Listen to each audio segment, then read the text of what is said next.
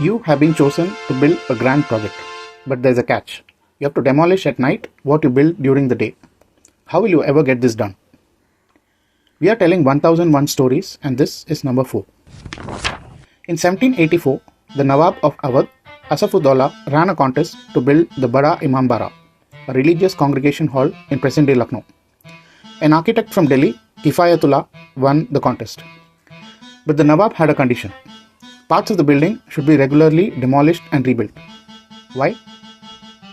Awadh was in the midst of a famine, and this project was to provide employment and food to people.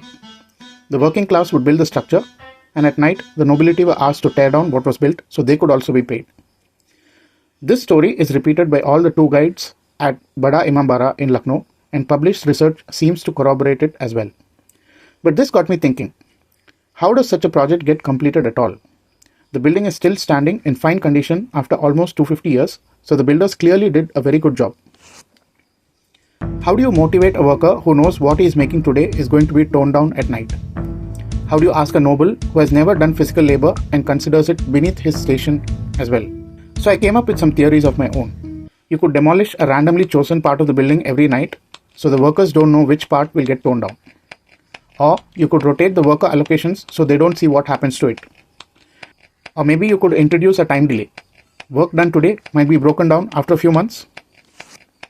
I did some more digging, and the easiest answer is probably a bit of embellishment to make the story last 250 years.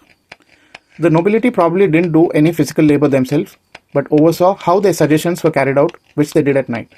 The demolition probably was removal of temporary structures such as scaffoldings and peripherals. Structural load-bearing elements were not touched.